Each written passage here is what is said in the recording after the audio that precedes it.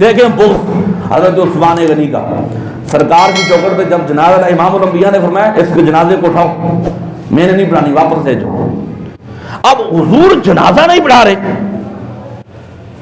صحابہ حیران ہو گئے، یا رسول اللہ کیا وجہ ہے؟ آپ تو کسی کا جنازہ چھوڑتے نہیں ہیں بلکہ آپ ہمیں تلقین کرتے ہیں، آج آپ اس شخص کا جنازہ نہیں پڑھا رہے۔ اللہ اکبر۔ امام الانبیاء نے فرمایا یہ میرے عثمان سے بغض رکھتا تھا۔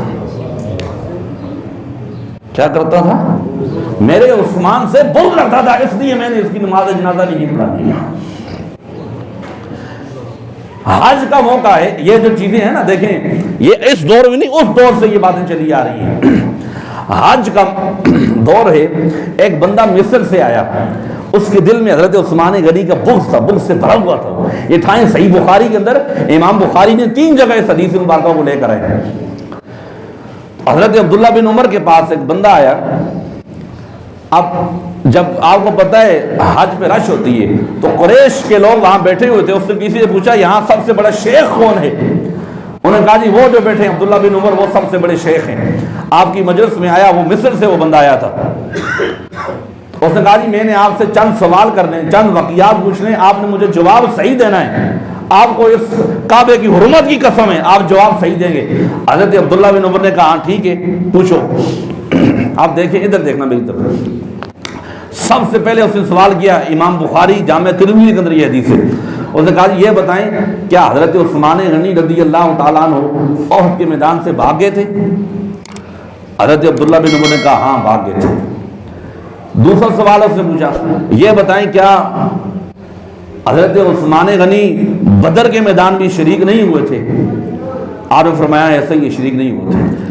اس نے تیسرا سوال کیا، اس نے کہا یہ بتائیں بیعت رضوان جو اس درخت کے نیچے بیعت ہوئی تھی حدیبیہ کے مقام پر، تو عثمان غنی اس جنگ کے اندر بھی، اس بیعت کے اندر بھی شریک نہیں تھے؟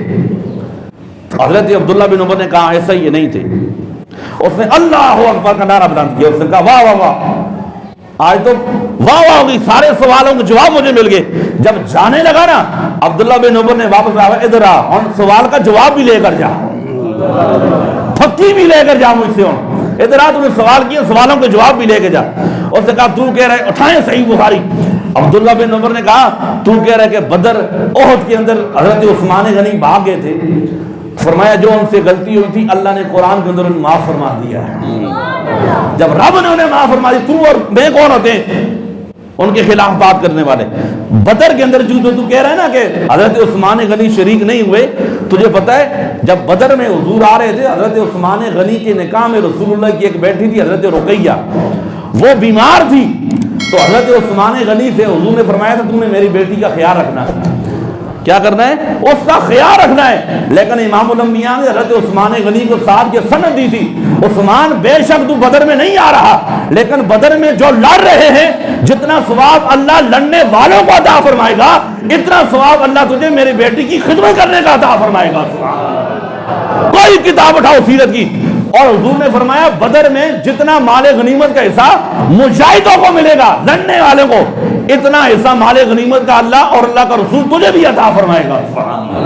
تو یہ تو عثمان غنی کی شان ہے۔ اور تیسرا اس نے کہا دیکھیں نا بیعت رضوان میں بھی حضرت عثمان غنی شریک نہیں ہوئے۔ آپ نے فرمایا بدبخت، بیعت رضوان میں اگر حضور کو عثمان سے زیادہ کوئی عزیز ہوتا نا تو سرکار کبھی بھی عثمان کو اپنا سفیر بنا کر مکہ نہ بھیجتے۔ کہاں حضور نے سفیر کس کو بنا کر بھیجا تھا مکہ میں کہ مکہ والے سے کہو یار ہم جنگ کے لیے نہیں، ہم نے حرام بندہ ہوئے، ہم عمرہ ادا کرنے کے لیے آئے۔ تو حضرت عثمان غنی مکہ میں تھے، کسی نے یہ خبر پھیلائی کہ عثمان شہید ہو گئے ہیں، تو امام الانبیاء نے ہاتھ بار بیعت لی، ہم نے عثمان کا بدلہ لینا ہے۔ تو میرے مصطفیٰ نے صحیح بخاری یہ اٹھاؤ، حضرت عثمان غنی کی شان دیکھو۔ امام الانبیاء جب سب صحابہ نے بیعت کی نا، حضور نے اپنے ہاتھے سے اٹھایا، اپنے ہاتھ کو حضور فرما رہے ہیں ادھر دیکھو، اس بات سے بولیں۔ امام الانبیاء نے فرمایا یہ جو میرا ہاتھ ہے نا، کیا عثمان کی شان ہے، اللہ اکبر۔ حضور نے فرمایا یہ جو میرا ہاتھ ہے نا، آج یہ میرا ہاتھ نہیں ہے بلکہ میرے عثمان کا ہاتھ ہے۔ سبحان اللہ، اپنے ہاتھ کو حضور عثمان کا ہاتھ کہہ رہے، سرکار نے اپنے دائیں ہاتھ کو اپنے بائیں پہ ایسے مارا، فرمایا صحابہ تم نے میرے ہاتھ پر بیعت کی ہے، آج میں اپنے ایک ہاتھ سے دوسرے ہاتھ پر میں اپنے عثمان کی طرف سے بیعت کر رہا ہوں۔ اس میں تو عثمان غنی کی شان ہے۔ آپ نے جاتے ہوئے اس سے کہا اور جوانوں یہ وہ نصیحت ہے جو عبداللہ بن عمر اس بندے سے کر رہے ہیں جس کے دل میں نبی کے صحابہ کا بغض ہے. جب جا رہا ہے آپ نے اسے کہا یہ میری ان باتوں کو یاد رکھنا تجھے کام آئیں گی. کبھی بھی اس نبی کے صحابہ کے بارے میں بکواس، یہ سرکار کا فرمان ہے. صحیح حدیث ہے، حضور نے فرمایا لا تسبوا اصحابی، صحیح بخاری، فرمایا او لوگو میرے صحابہ کو تان و تشنیع نہیں بنانا، انہیں گالی نہیں دینا، انہیں برا بھلا نہیں کہنا، ان کی شان یہ ہے.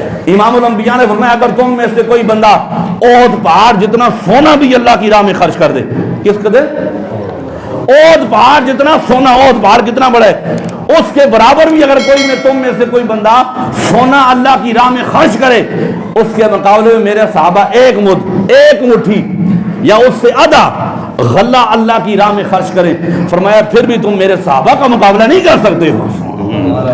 کہاں احد پہاڑ، کہاں ایک مٹھی.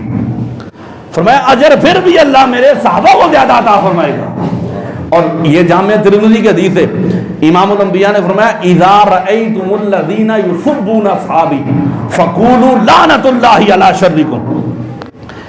اس کا یہ مطلب نہیں ہم علی بہت کرتے ہیں، ہم مولا علی کے نعرے لگاتے ہیں اور ہم صحابہ کے خلاف بکواس کرنا شروع کر دیں. اور بھائی عثمان غنی کی شان کے لیے اتنا ہی کافی ہے. کیا جناب حضرت عثمان غنی کے پیچھے میرے مولا علی نے کھڑے ہو کے نماز نہیں ادا فرمائی ہے؟ کیا عثمان کی بیعت میرے مولا علی نے نہیں کی ہے؟ کس ثبوت سے تم رسول اللہ کے صحابہ کے خلاف بکواس کرتے ہو؟ فرمایا اذا رأیتم الذین یسبون اصحابی فقولوا لعنۃ اللہ علی شرکم. امام الانبیاء نے فرمایا جب تم دیکھو کوئی بندہ میرے صحابہ کو برا بلا کہہ رہا ہے، انہیں گالیاں دے رہا ہے، ان کے خلاف بکواس کر رہا ہے، سرکار نے فرمایا فقولوا لعنۃ اللہ علی شرکم، تم پکار کر کہو اور تمہارے شر کے اوپر اللہ کی لعنت ہو. تم میرے نبی کے صحابہ کے بارے میں بکواس کر رہے ہو. تم جانتے نہیں، تم نے ساری زندگی دین کے نام پہ مال کھایا ہے، دین کے نام پہ مال کمایا ہے. میرا عثمان وہ ہے جس نے سارا مال دین کے لیے خرچ فرما دیا ہے.